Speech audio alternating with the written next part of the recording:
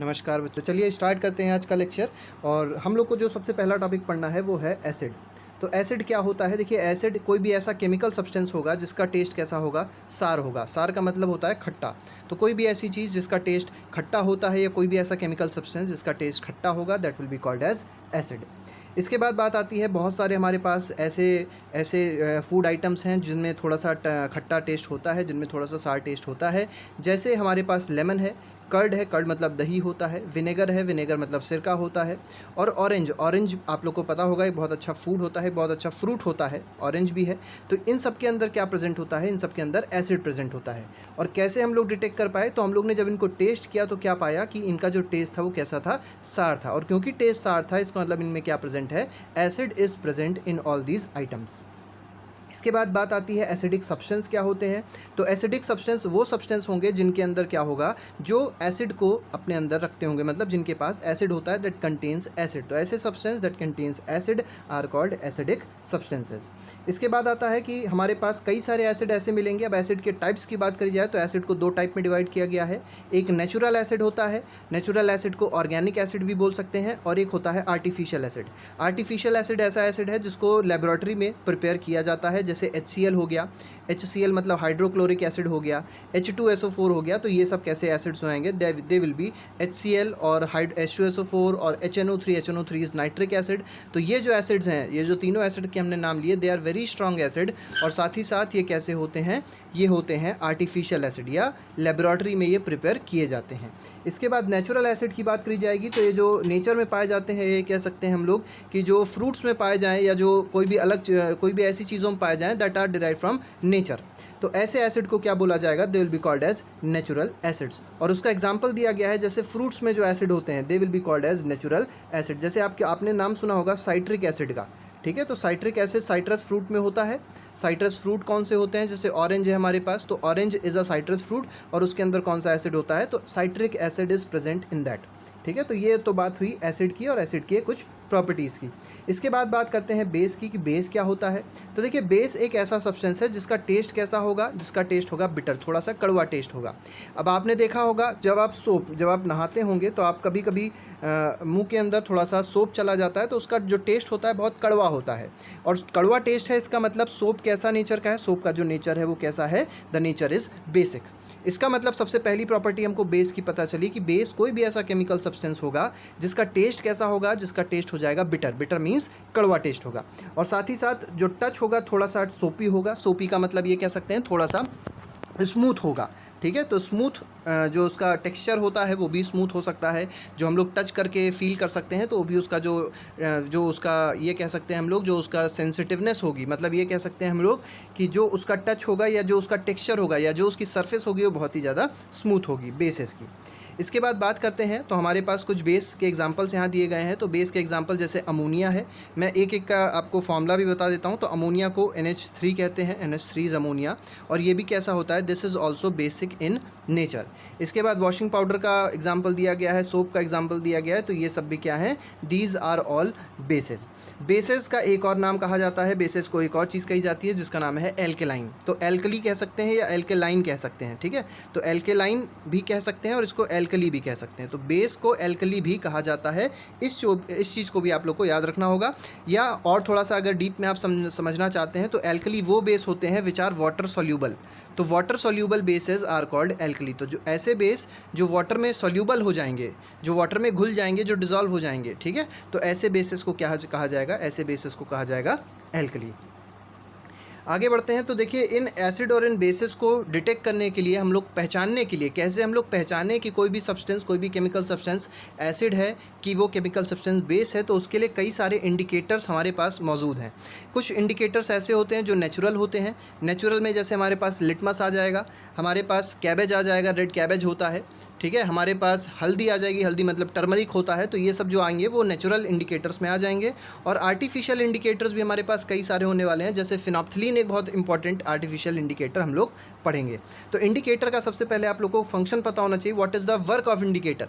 तो इंडिकेटर का फंक्शन या इंडिकेटर का वर्क क्या है? It is use to detect, ये क्या डिटेक्ट कर रहा है? एसिडिटी और बेसिसिटी, मतलब कोई भी सब्सटेंस एसिड है या बेसिक है तो उसको डिटेक्ट करने के लिए क्या हम लोग यूज़ करेंगे? We will use indicator. अब इंडिकेटर की ज़रूरत ज़रूरत क्या पड़ी, what is the importance of indicator, पहले तो ये जानना ज़रूरी है, क्योंकि देखिए बहुत सारे एसिड ऐसे होते हैं जिनको हम लोग टेस्ट नहीं कर सकते, कई बेसिस भी ऐसे होते हैं जिनको हम लोग टेस्ट नहीं कर सकते हैं क्योंकि वो कोरोसिव होते हैं, वो हमारी स्किन को डैमेज कर सकते हैं और बहुत सारी ऐसी प्रॉब्लम्स को भी क्रिएट कर सकते हैं। तो हर चीज़ को हम लोग टेस्ट नहीं कर सकते हैं, तो उनको कैसे डिटेक्ट किया जाए कि वो एसिड है, कोई भी सब्सटेंस एसिड है या कोई भी सब्सटेंस बेस है, तो उसके लिए क्या बनाए गए, उसके लिए बनाए गए कुछ इंडिकेटर्स। तो चलिए देखते हैं इंडिकेटर्स का काम क्या होता है। तो सबसे पहली चीज़ मैंने आपको बताई, इंडिकेटर का काम क्या है, it is use to test acidity और बेसिसिटी, मतलब एसिडिक या बेसिक सब्सटेंस को टेस्ट करने के लिए यूज़ होते हैं। अब बात आती है कुछ हमारे पास ऐसे इंडिकेटर्स हैं, जैसे टर्मरिक हो गया, मैंने भी आपको बताया था, लिटमस टर्मरिक हो गया, लिटमस हो गया, रोज़ चाइना रोज़ पेटल्स हो गए। तो ये जो तीनों लिटमस, ये जो तीनों हमारे पास इंडिकेटर्स दिए हैं, दे आर नेचुरल इंडिकेटर्स। लेकिन कई सारे इंडिकेटर्स हमारे पास ऐसे भी हैं जो नेचुरल नहीं होते हैं, which are synthetic in nature. तो चलिए सबसे पहले हम लोग बात करते हैं turmeric as an indicator. Turmeric आप लोग को पता होगा, हल्दी होती है, हरे कलर की हल्दी होती है। तो यहाँ पे टर्मरिक की बात करी गई है, टर्मरिक को इंडिकेटर की तरह कैसे यूज़ किया जाएगा। तो सबसे पहले यहाँ पे हमको ये समझना है कि टर्मरिक को क्या किया जाता है, जो टर्मरिक होती है उसको पानी के साथ मिक्स करते हैं, when it is mixed with water, और क्या किया जाता है, उसका एक पेस्ट बनाया जाता है। तो टर्मरिक और वाटर का क्या कर दिया गया, एक पेस्ट बनाया गया, और उस पेस्ट को फिर क्या करेंगे हम लोग, ब्लॉटिंग पेपर पे हम लोग उस पेस्ट को ब्लॉटिंग पेपर पे रख देंगे, जिससे वो सूख जाएगा और जो वाटर का कंटेंट होगा वो ज़्यादा से ज़्यादा उसमें एब्जॉर्ब हो जाएगा। तो वो जब सूखेगा तो फिर क्या होगा, एक पेस्ट जो होगा that will form like a paper, मतलब वो एक पतली सी स्ट्रिप बन जाएगी। ठीक है, तो जो स्ट्रिप बनेगी टर्मरिक पेपर की, उस स्ट्रिप से हम लोग चेक कर सकते हैं। अब जब उस स्ट्रिप पे हम लोग एसिड डालेंगे या उस बेस डालेंगे तो क्या देखेंगे कि उस स्ट्रिप में कलर चेंज होगा, और जिस हिसाब से मतलब उसके कुछ कलर होते हैं, जैसे एसिड होगा तो दूसरा कलर में कन्वर्ट हो जाएगा, बेस होगा तो कन्वर्ट उसका जो कलर होगा वो बदल जाएगा। तो इसके हिसाब से हम लोग चेक कर सकते हैं that it is an acid और इट इज़ अ बेस। इसके बाद बात करते हैं लिटमस की। तो लिटमस एक बहुत इंपॉर्टेंट हमारे पास इंडिकेटर है। लिटमस कहाँ से ऑब्टेन किया जाता है, तो आपको सबसे पहले पता होना चाहिए दैट लिटमस इज ऑब्टेन्ड या litmus is extracted from lichen. पिछले चैप्टर में हम लोग ने लाइकेन के बारे में पढ़ा था कि लाइकेन क्या होता है, क्लास 7th में लाइकेन के बारे में पढ़ाया जाता है। आपको कमेंट बॉक्स में ये लिख के देना है कि जो लाइकेन होता है इसमें बहुत इंपॉर्टेंट एक सिम्बायोटिक रिलेशनशिप होता है। आपको बताना है कि किन दो माइक्रो ऑर्गेनिज्म के बीच लाइकेन में सिम्बायोटिक रिलेशनशिप होता है। इसके बाद बात करते हैं तो लिटमस टेस्ट। देखिए लिटमस भी दो तरीके के होते हैं, लिटमस का सॉल्यूशन भी होता है मार्केट में अवेलेबल, और लिटमस पेपर भी अवेलेबल होता है। तो सॉल्यूशन जो होता है उसके बारे में पहले बात कर लेते हैं। तो देखिए सॉल्यूशन जो होगा लिटमस का वो किस कलर का होगा, that will B of purple colour. Purple colour का सॉल्यूशन होगा लिटमस का। और जब उसमें क्या किया जाएगा, जब उसमें एसिड पोर किया जाता है, जब उसमें एसिड डाला जाता है, तो जो सॉल्यूशन होगा that will turn into red colour. और दूसरी चीज़ क्या, अगर उसी मतलब उस लिटमस सॉल्यूशन में हम लोग बेस डालेंगे तो जो लिटमस सॉल्यूशन होगा that will turn into blue colour. तो आप लोग को ये बात याद रखनी है कि एसिड अगर होगा, अगर प्रेजेंस ऑफ एसिड टेस्ट करना है हम लोग को, तो litmus will turn into red colour, and if there is a base then the litmus will turn into blue colour. बात करते हैं हम लोग लिटमस पेपर की। तो लिटमस पेपर जब देखेंगे आप लोग मार्केट में तो दो तरीके के अवेलेबल होते हैं, एक रेड लिटमस होता है और एक ब्लू लिटमस होता है।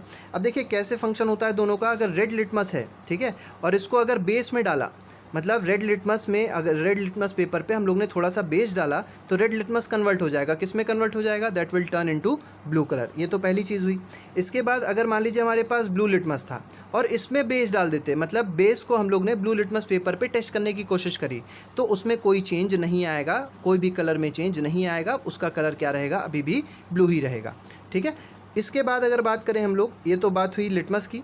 और अगर बात, अब जैसे मैं आपसे पूछता हूँ कि अगर मान लीजिए रेड लिटमस है और इसमें एसिड डाला गया, अब आपको बताना है कि रेड लिटमस पेपर पे अगर एसिड डाला जाएगा तो कलर क्या हो जाएगा। इसका भी आप लोग आंसर कमेंट बॉक्स में लिख के दीजिएगा। आगे बढ़ते हैं, अगले क्वेश्चन पे आते हैं। तो आगे जो हमारे पास प्रॉब्लम दी गई है वो कई सारे एसिड के बारे में बताया गया। जैसे एसिटिक एसिड है, तो एसिटिक एसिड को विनेगर में पाया जाता है, विनेगर मतलब सिरका होता है, तो acetic acid is found in vinegar. Formic acid की बात करी गई है तो formic acid is found in ant sting. Ant पता है आप लोगों को, चींटी होती है, तो जो लाल वाली चींटी होती है उसके डंक में जब वो काट लेती है तो आप लोग ने देखा होगा कि थोड़ी सी इचिंग होने लग जाती है, थोड़ी सी खुजली होने लग जाती है। तो जो इचिंग हो रही है that is due to the presence of formic acid. और अगर आप लोग को उस इचिंग को बंद करना है तो आप क्या करेंगे, इस एसिड में एक बेस मिला देंगे, मतलब बेसिक सॉल्यूशन को आप अपने उस पार्ट पे, उस हैंड के या उस बॉडी के उस पार्ट पे क्या कर लेंगे, थोड़ा सा रब कर लेंगे, तो जो इचिंग होगी वो क्या हो जाएगी, बंद हो जाएगी। और ऐसा क्यों होता है, ऐसा इसलिए होता है क्योंकि जो एसिड होता है ये जब बेस से रिएक्ट करेगा तो क्या फॉर्म कर देगा, सॉल्ट एंड वाटर फॉर्म कर देगा। तो सॉल्ट कैसा होता है, न्यूट्रल होता है, वाटर भी कैसा होता है, न्यूट्रल होता है। और इस रिएक्शन को क्या बोला जाता है, this reaction is called neutralisation reaction. अब यहाँ पे बात हो रही है साइट्रिक एसिड की, तो साइट्रिक एसिड का भी हमने आपको बताया था, साइट्रस फ्रूट जो होते हैं जैसे ऑरेंज हो गया, लेमन हो गया, इसके अंदर साइट्रिक एसिड पाया जाता है। लैक्टिक एसिड की बात करी जाएगी तो देखिए लैक्टिक मतलब होता है which is related to milk. जब भी आपको लैक्ट वर्ड दिखाई पड़े तो लैक्ट वर्ड का हमेशा मतलब क्या होता है, which is related to milk. तो लैक्टिक एसिड कहाँ पाया जाता है, तो लैक्टिक एसिड पाया जाता है कर्ड में, दही में। इसके बाद ऑक्सैलिक एसिड की बात करी गई तो ऑक्सैलिक एसिड स्पिनच में पाया जाता है, और स्पिनच का मतलब होता है पालक। एस्कॉर्बिक एसिड, एस्कॉर्बिक एसिड का एक और नाम है जिसको हम लोग विटामिन सी भी बोलते हैं। तो विटामिन सी या एस्कॉर्बिक एसिड किसमें पाया जाता है, इट इज़ फाउंड इन आंवला। तो जो आंवला होता है या साइट्रस फ्रूट्स होते हैं उसमें विटामिन सी भी मिलता है, ठीक है, या ये कह सकते हैं एस्कॉर्बिक एसिड भी उसमें मिलता है, और इसीलिए ये कैसे होते हैं, इनका जो टेस्ट होता है दैट इज़ सार। टार्टरिक एसिड, अब देखिए टी से टार्टरिक होता है और टी से टैमरिंड होता है, टैमरिंड मतलब इमली। तो टार्टरिक एसिड में कौन सा एसिड पाया जाता है, मतलब टार्टरिक एसिड किस फ्रूट में पाया जाएगा, तो वो पाया जाएगा टैमरिंड में, मतलब इमली में, ग्रेप्स में और मैंगोज़ में। लेकिन कैसे मैंगोज़, अनराइपेंड मैंगोज़, अनराइपेंड मतलब कच्चे आम में, ठीक है।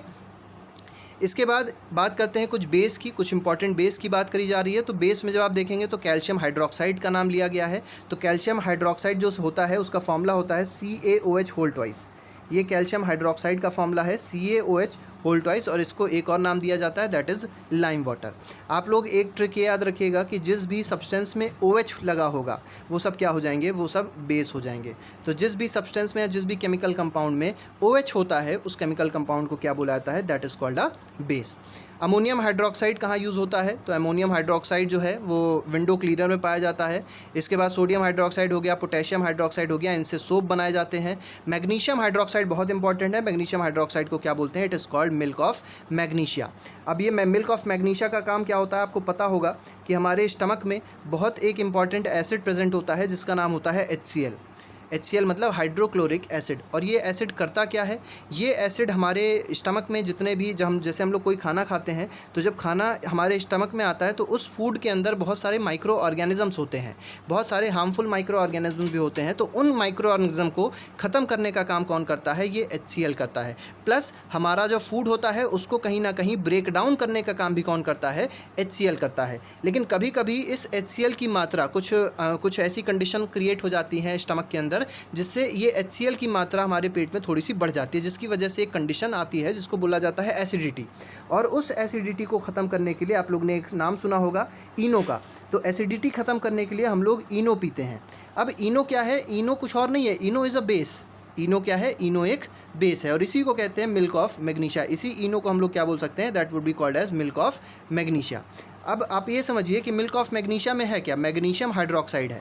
मैग्नीशियम हाइड्रोक्साइड का फॉर्मूला क्या होता है, तो होता है MgOH का whole twice. This is the formula of magnesium hydroxide, और इसको क्या बोला जाएगा, मिल्क ऑफ मैग्नीशिया बोला जाएगा। आई होप आप लोग को बात समझ में आ गई होगी। मिल्क ऑफ मैग्नीशिया का काम क्या है, मिल्क ऑफ मैग्नीशिया का काम ये है कि जो हमारे स्टमक में एसिडिटी हो गई थी उसको न्यूट्रलाइज करने के लिए मिल्क ऑफ मैग्नीशिया का यूज़ हो रहा था। इसके बाद बात करते हैं, तो इसके बाद हम लोग ने देखा लिटमस के बारे में। तो लिटमस अभी हमने बताया था, जो लिटमस का सॉल्यूशन होगा, ठीक है, लिटमस का सॉल्यूशन जो होगा उसका कलर चेंज नहीं होता है। मतलब कब चेंज नहीं होता है, तो जब वो न्यूट्रल होता है, ठीक है। तो ये जो सॉल्यूशंस होते हैं, मतलब जब लिटमस में कोई चेंज नहीं होगा, लिटमस के कलर में जब कोई चेंज नहीं होगा, that solution would be called as neutral solution. अब देखिए एक बहुत इंपॉर्टेंट यहाँ पेपर आता है जिसको बोलते हैं पीएच पेपर। पीएच पेपर क्या होता है ये भी थोड़ा सा हम डिस्कस कर लेते हैं। पीएच की एक स्केल होती है, इसको बोलते हैं पोटेंशियल ऑफ हाइड्रोजन या पावर ऑफ हाइड्रोजन। तो पीएच एक पेपर होता है, पीएच की स्केल होती है 1 से लेके 14 तक पीएच की स्केल होती है।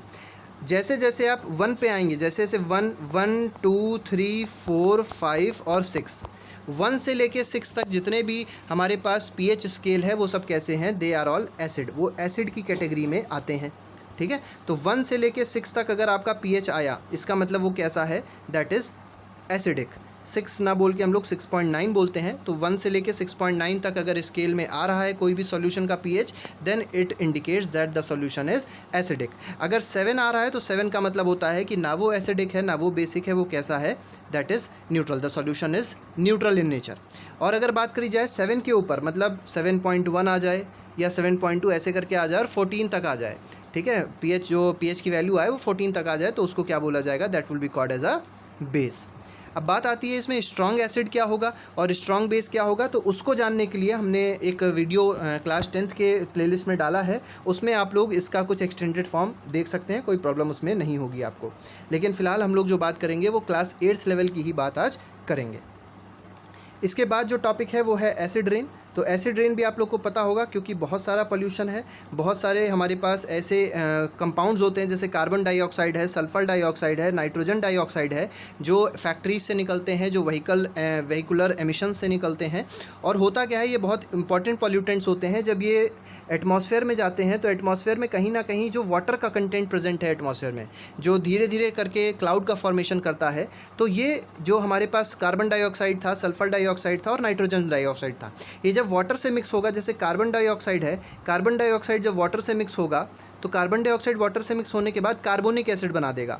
इसी तरीके से जब सल्फ़र डाइऑक्साइड वाटर से मिक्स होगा तो ये सल्फ्यूरिक एसिड बना देगा। नाइट्रोजन डाइऑक्साइड वाटर से मिक्स होगा तो ये क्या बना देगा, नाइट्रिक एसिड बना देगा। और ये तीनों एसिड क्या होते हैं, जब ये कंडेंस हो जाते हैं in the form of clouds, ये क्लाउड्स से जाके मिल जाएंगे, मतलब क्लाउड्स में डिजॉल्व हो जाएंगे, और क्लाउड्स का जो वाटर था उसमें कहीं ना कहीं रिएक्शन होगी और क्लाउड्स में क्या प्रेजेंट हो जाएगा, क्लाउड्स में आ जाएगा एसिड। और जब प्रेसिपिटेशन होगी तो प्रेसिपिटेशन जब होगी तो वाटर नीचे तो गिरेगा ही गिरेगा, जो रेन होगी वो वाटर के साथ में एसिड भी आएगा, इसीलिए उस रेन को क्या बोलते हैं, that rain is called acid rain. और एसिड रेन बहुत ज़्यादा हार्मफुल होती है, क्योंकि उसका जो नेचर होता है वो कैसा होता है, एसिडिक होता है।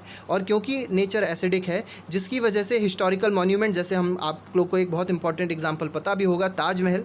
तो ताजमहल जो है उसके पास में जब आप देखेंगे, जैसे ताजमहल आगरा में है तो उसके पास मथुरा पड़ता है, और मथुरा के पास एक इंडियन ऑयल कॉरपोरेशन लिमिटेड की एक बहुत अच्छी रिफाइनरी है, जिससे बहुत सारे सल्फ़र डाइऑक्साइड, बहुत सारे नाइट्रोजन डाइऑक्साइड गैस निकलती है, और जिसकी वजह से जो ताजमहल का संगमरमर है, जो ताजमहल का मार्बल है, उसका कलर क्या हो गया है, येलो हो गया है। This is all due to acid rain. तो एसिड रेन के बहुत सारे हार्मफुल इफेक्ट्स होते हैं। कई हार्मफुल इफेक्ट्स तो ऐसे भी होते हैं जो प्लांट्स और एनिमल्स के लिए भी होते हैं। प्लांट्स को भी ये डैमेज कर देते हैं, एनिमल पूरा इकोसिस्टम ही बर्बाद करके रख देते हैं ये एसिड रेन। यहाँ एग्जाम्पल में देखिए बताया गया है, जैसे सल्फ़र डाइऑक्साइड, नाइट्रोजन डाइऑक्साइड देखिए निकल रहे हैं, यहाँ फैक्ट्री का एमिशन हो रहा है, यहाँ पे गाड़ियों का एमिशन हो रहा है, व्हीकुलर एमिशन हो रहा है, और ये जाके मिल किससे रहे हैं, ये जाके डिज़ोल्व हो जा रहे हैं, जो वाटर प्रेजेंट था इन क्लाउड्स के अंदर। अब देखिए कार्बन डाइऑक्साइड भी प्रेजेंट थी, तो कार्बन डाइऑक्साइड भी आके मिल गई, सल्फ़र डाइऑक्साइड SO2 भी आके मिल गई इन क्लाउड्स में, नाइट्रोजन डाइऑक्साइड या NO2 या NO3 जो भी होगा वो इस क्लाउड्स के अंदर आके डिज़ोल्व हो जाएगा। और जब ये प्रेसिपिटेशन करेंगे तो प्रेसिपिटेशन में वाटर तो आएगा ही आएगा, लेकिन साथ ही साथ जो एसिड क्रिएट हुए इस क्लाउड के अंदर वो भी प्रेसिपिटेट होके लैंड पे आ जाएंगे, और वो कहीं ना कहीं डिस्ट्रक्शन क्रिएट करते हैं। ठीक है, तो ये जो प्रोसेस है, this is called acid rain. इसके बाद बात करते हैं कुछ ऐसे इंडिकेटर्स की जो आर्टिफिशियली मेड होते हैं, और एक बहुत इंपॉर्टेंट आर्टिफिशियल मेड इंडिकेटर का नाम यहाँ लिया गया है, और वो क्या है, वो है फिनोप्थलीन। अब फिनोप्थलीन का कलर सबसे पहले आपको याद रखना है कि जो फिनोप्थलीन का कलर होता है वो कैसा होता है, पिंक होता है। अब अगर इसमें एसिड मिलाया जाएगा, मतलब जो फिनोप्थलीन का सॉल्यूशन होगा उसमें अगर एसिड मिलाया जाएगा तो क्या होगा, जो फिनोप्थलीन होगा वो कलरलेस हो जाएगा, मतलब उसका जो पिंक कलर होगा वो डिसअपियर हो जाएगा, और जो सॉल्यूशन होगा that will turn into colourless. लेकिन अगर उसको बेस में, अगर फिनोप्थलीन सॉल्यूशन में बेस मिलाया जाएगा तो जो पिंक कलर होगा वो पिंक कलर में कोई चेंज नहीं आएगा, वो पिंक का पिंक ही कलर रहेगा। तो इस तरीके से हम लोग टेस्ट कर सकते हैं फिनोप्थलीन से कोई भी एसिड या कोई भी बेस। आगे बढ़ते हैं, अगले क्वेश्चन पे आते हैं, मतलब अगले टॉपिक पे आते हैं। तो अगला टॉपिक देखिए बताया गया है कि जो हमारे पास एसिड या बेस होता है ये बहुत ज़्यादा कोरोसिव होता है, जिसके बारे में भी हमने बात करी थी। ये हमारी स्किन को बहुत ज़्यादा हार्म क्रिएट कर सकता है। मतलब ये समझ लीजिए एक चीज़ होती है जिसको एक्वारिजिया बोला जाता है। एक्वारिजिया, अब आपको कमेंट बॉक्स में लिख के बताना है कि व्हाट इज़ एक्वारिजिया। एक्वारिजिया आप लोग ने देखा होगा, जब आप सोनार की दुकान पे जाएंगे तो क्या होता है, जो ज्वेलरीज़ होती हैं उनको साफ़ करने के लिए वो उस ज्वेलरी को एक सॉल्यूशन में डालते हैं, और वो सॉल्यूशन क्या करता है, वो सॉल्यूशन इतना ज़्यादा कोरोसिव होता है कि ऊपर की लेयर जो उस मेटल की जैसे जो भी ज्वेलरी होगी उस मेटल की जो ऊपर वाली लेयर होती है उसको क्या कर देता है, हटा देता है। और जब वो ऊपर की लेयर हटा देगा तो जो नीचे की लेयर होगी, जो उस मेटल की जो उस ऑर्नामेंट की नीचे की लेयर होगी वो कैसी होगी, चमकदार होगी, उसके अंदर थोड़ा सा शाइन होगा। ठीक है, तो हमको क्या लगता है, हमको लगता है कि हमारा फ़ायदा हो गया, हमारा जो ज्वेलरी थी हमारी साफ़ हो गई। लेकिन असलियत में क्या हो रहा है, फ़ायदा किसका हुआ, फ़ायदा हुआ ज्वेलरी वाले का, क्योंकि वो जो लेयर थी वो कहीं ना कहीं गोल्ड के फॉर्म में थी, और वो गोल्ड क्या किसके पास चला गया, वो गोल्ड चला गया उस सोनार के पास, उस ज्वेलर के पास। ठीक है, तो ये एक्वा रीजिया बहुत इंपॉर्टेंट सॉल्यूशन है। अब सोच लीजिए कोई भी एसिड अगर इतना ज़्यादा हार्मफुल हो सकता है कि वो ज्वेलरी को पूरा डिस्टर्ब कर सकता है, ज्वेलरी को कोरोड कर सकता है, ज्वेलरी पे हार्म क्रिएट कर सकता है, तो सोचिए वो आपके स्किन पे कितना ज़्यादा हार्म क्रिएट कर सकता है। और एक और क्वेश्चन कभी कभी आप लोग से पूछा जाता है, वो क्वेश्चन ये है कि आपसे पूछा जा सकता है कि अगर आपके हाथ पे या कोई भी आपके बॉडी पार्ट पे मान लीजिए अगर एसिड गिर गया तो आप क्या करेंगे। तो बच्चे सोचते हैं कि हम उसमें वाटर डाल देंगे, तो आप ये गलत सोच रहे हैं, आपको वाटर नहीं डालना है। तो क्या होगा, एसिड अगर आपके ऊपर गिरा तो आप क्या उस पर डाल देंगे, आप थोड़ा सा बेस उस पर डाल देंगे। जब बेस आप डालेंगे तो क्या होगा, एसिडिटी जो होगी, वो जो उस सॉल्यूशन की जो एसिडिटी होगी वो बेस के साथ मिलके क्या हो जाएगी, न्यूट्रलाइज हो जाएगी। तो न्यूट्रलाइजेशन को फॉलो करने के लिए हम लोग एसिड के बाद क्या डाल देते हैं, बेस डाल देते हैं, जिससे हमारा हाथ क्या हो जाता है, प्रोटेक्ट हो जाता है फ्रॉम दैट एसिड। इसके बाद बात करते हैं व्हाट इज़ न्यूट्रलाइजेशन। तो अभी हमने बात करी थी कि एसिड और बेस जब रिएक्ट करेंगे, कोई भी एसिड हम लोग ले सकते हैं, कोई भी बेस ले सकते हैं, जब ये दोनों रिएक्ट करते हैं तो क्या फॉर्म कर देते हैं, सॉल्ट और वाटर। और साथ ही साथ कुछ ना कुछ हीट भी इवॉल्व होती है। This process is called neutralisation reaction. इसके बाद यहाँ पे देखिए एक बहुत अच्छा सा एग्जाम्पल भी दिया गया है। एग्जाम्पल क्या है, HCl है। HCl एक एसिड है। This acid is called hydrochloric acid, तो इसका नाम हाइड्रोक्लोरिक एसिड है। ये NaOH है, ये एक बेस है, इसका नाम है सोडियम हाइड्रोक्साइड। जब दोनों कंबाइन कर रहे हैं तो कंबाइन करके क्या फॉर्म कर रहे हैं, common salt. This is sodium chloride form. इसको क्या कह सकते हैं, इसको बोल सकते हैं कॉमन सॉल्ट, या इसको बोल सकते हैं सोडियम क्लोराइड। और साथ ही साथ क्या फॉर्म किया है, तो वाटर का भी फॉर्मेशन हुआ है। तो ये जो वाटर होना चाहिए यहाँ पे आना चाहिए इस प्लस के बाद में। और साथ ही साथ एक और चीज़ फॉर्म होगी जिसको हम लोग कहते हैं एनर्जी।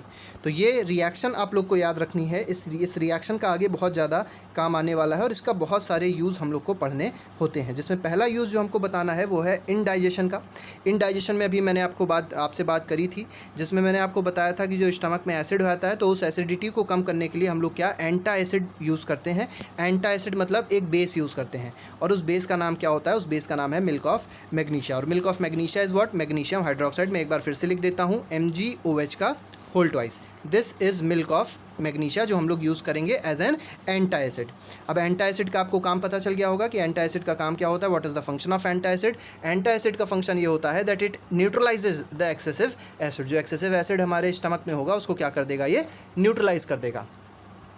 इसके बाद अगला एग्जाम्पल देखते हैं। तो अगला एग्जाम्पल मैंने इसको भी डिस्कस किया था, ये आंट बाइट वाला एग्जाम्पल था। आंट बाइट में आपने देखा था जब लाल वाली जो चींटी होती है जब वो काट लेती है, किसी को बाइट कर लेती है, तो क्या होता है, वो अपने स्टिंग से हमारी बॉडी के अंदर एक बहुत इंपॉर्टेंट एसिड छोड़ देती है जिसका नाम होता है फॉर्मिक एसिड। और वो फॉर्मिक एसिड क्या होता है, कहीं ना कहीं हमारी बॉडी में इचिंग क्रिएट करता है। और उस फॉर्मिक एसिड का फॉर्मूला क्या होता है, उस फॉर्मिक एसिड का फॉर्मूला होता है HCOOH। ये फॉर्मूला होता है फॉर्मिक एसिड का।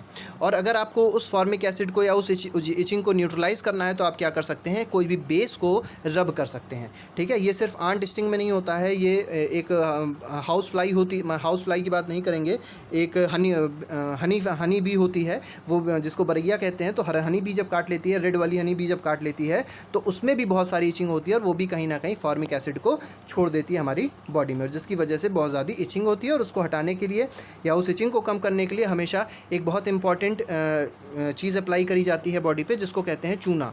ठीक है, चूना मतलब होता है कैल्शियम हाइड्रोक्साइड। तो इसको हम लोग अप्लाई करेंगे क्योंकि ये बेस होता है। ठीक है, तो ये क्या कर देगा, ये हमारे इचिंग को क्या कर देगा, कम कर देगा। इसके बाद सॉइल ट्रीटमेंट की बात करते हैं। तो देखिए सॉइल ट्रीटमेंट में क्या हम लोग को पढ़ना है कि अगर सॉइल बहुत ज़्यादा एसिडिक होगा तो उसमें कोई भी प्लांट ग्रो नहीं कर पाएगा। पहली तो आपको ये बात समझनी है। तो चाहे बहुत ज़्यादा सॉइल एसिडिक हो या बहुत ज़्यादा बेसिक हो, दोनों केस में जो सॉइल होगा वो इनफर्टाइल हो जाएगा। अगर बहुत ज़्यादा एसिडिटी वहाँ प्रेजेंट है, बहुत ज़्यादा एसिड प्रेजेंट है, या बहुत ज़्यादा बेस प्रेजेंट है, दोनों केसेस में सॉइल प्लांट्स को ग्रो नहीं कर सकता, प्लांट्स वहाँ पे ग्रो नहीं हो सकते हैं। तो अगर बहुत ज़्यादा एसिडिटी आ जाती है सॉइल में तो उसको रिमूव करने के लिए हम लोग क्विक लाइम का मतलब होता है कैल्शियम ऑक्साइड यूज़ करते हैं। कैल्शियम ऑक्साइड एक बेस की तरह काम करता है। या उसमें स्लेग लाइम यूज़ करते हैं। तो स्लेग लाइम भी क्या होता है, स्लेग लाइम में OH का whole twice, CaOH whole twice slaked lime, और इस स्लेक्ट लाइम को हम लोग उस सॉइल में मिक्स करते हैं, जिससे जो एसिडिटी थी सॉइल की वो क्या हो जाएगी, इस बेस के साथ मिलने के बाद वो न्यूट्रलाइज हो जाएगी। तो सबसे पहली तो बात ये हुई। और अगर मान लीजिए इसका अपोजिट हुआ था, अपोजिट मतलब सॉइल अगर बहुत ज़्यादा बेसिक हो जाता तो उसमें क्या ऐड करते, तो उसमें हम लोग कंपोस्ट ऐड करते। अब ये कंपोस्ट क्या होता है, कंपोस्ट ऑर्गेनिक मैटर होता है, और ये ऑर्गेनिक मैटर क्या करता है, ये एसिड को रिलीज़ करता है। और क्योंकि एसिड को रिलीज़ करेगा, क्योंकि पहले से सॉइल में बहुत ज़्यादा बेस प्रेजेंट था, अब जब हमने एसिड मिक्स कर दिया तो एसिड प्लस बेस मिलके क्या बना देंगे, सॉल्ट और वाटर बना देंगे, और फिर से वो जो सॉइल होगा वो क्या हो जाएगा, न्यूट्रलाइज हो जाएगा और फिट हो जाएगा, मतलब उसमें से अब आसानी से प्लांट ग्रो हो सकेगा। तो ये जो कुछ बातें थी, इसके बाद एक आखिरी बात हम लोग को करनी है जो है फैक्ट्री वेस्ट की। तो फैक्ट्री वेस्ट भी आप लोग को पता होगा, जो फैक्ट्रीज से बहुत सारा एसिड निकलता है, वो एसिड कहाँ पे डाल दिया जाता है, तो वो डंप कर दिया जाता है वाटर बॉडीज़ में, चाहे वो रिवर हो चाहे वो ओशन हो।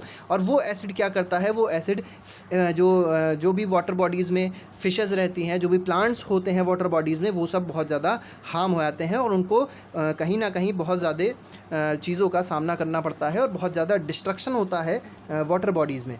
ठीक है, तो इनको भी न्यूट्रलाइज़ किया जा सकता है। फैक्ट्री वेस्ट को डंप करने से पहले क्या करना चाहिए, न्यूट्रलाइज़ करना चाहिए। और किसकी वजह से, किसके क्या ऐड करके न्यूट्रलाइज़ कर सकते हैं, so we can add factory waste. Factory waste में क्या चीज़ ऐड करी जा सकती है, तो ऐड किया जा सकता है बेस सब्सटेंस ऐड करेंगे, तो वो जो सब्सटेंस होगा, जो फैक्ट्री वेस्ट होगा, वो क्या हो जाएगा, न्यूट्रलाइज हो जाएगा। तो फिर उसको आसानी से हम लोग आसानी से वाटर बॉडीज़ में डंप कर देंगे, और डंप करने पे अब कोई नुकसान पहले की तरह होने वाला नहीं है। तो आज के लिए फ़िलहाल हम इतना ही रखेंगे। आज का जो चैप्टर था वो कंप्लीट यही चैप्टर है आपका 8th में। इससे ज़्यादा 8th क्लास के लेवल पे और एसिड बेसिस एंड सॉल्ट्स में और कुछ नहीं बताया जाता है। अगर किसी बच्चे को और ज़्यादा एसिड बेसिस एंड सॉल्ट्स पढ़ना हो तो क्लास 10th की प्लेलिस्ट में एसिड बेसिस एंड सॉल्ट्स का लेक्चर प्रोवाइड किया गया है। पहला लेक्चर आ गया है, बाकी के लेक्चर्स भी आ जाएंगे, उसमें आप लोग जाके आगे की स्टडीज़ को भी कर सकते हैं। Till then, thank you very much, good bye, जय हिंद।